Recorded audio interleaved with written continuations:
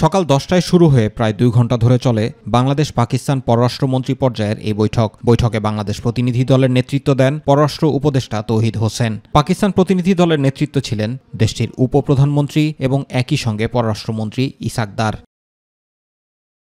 তৌহিদ দারের এই বৈঠকে ব্যবসা, বিনিয়োগ, সংযুক্তি, কৃষি, নানা পর্যায়ে দুদেশের লোকজনের চলাচল সুগম করা সহ দ্বিপক্ষীয় নানা বিষয়ে আলোচনা হয়। বৈঠকে দুদেশের মধ্যে সমঝোতা স্মারক সই হয়। সমঝোতা স্মারকের মধ্যে রয়েছে দুদেশের সরকারি ও কূটনৈতিক পাসপোর্টধারীদের ভিসা বিলোপ, বাণিজ্য বিষয়ক জয়েন্ট ওয়ার্কিং গ্রুপ গঠন।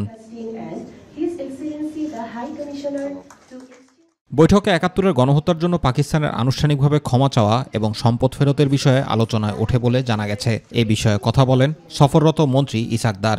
দাবি করেন এই বিষয়গুলি দুবার সমাধান হয়ে গেছে।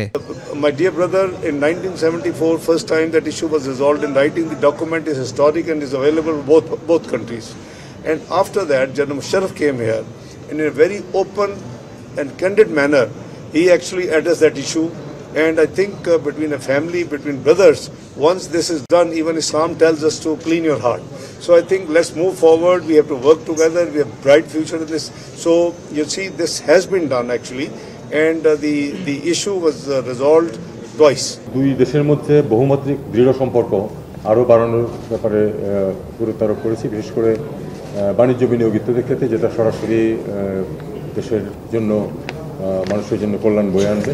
শনিবার দুদিনের সফরে ঢাকা আসেন পাকিস্তানের উপপ্রধানমন্ত্রী ও পররাষ্ট্রমন্ত্রী ইসাক দার।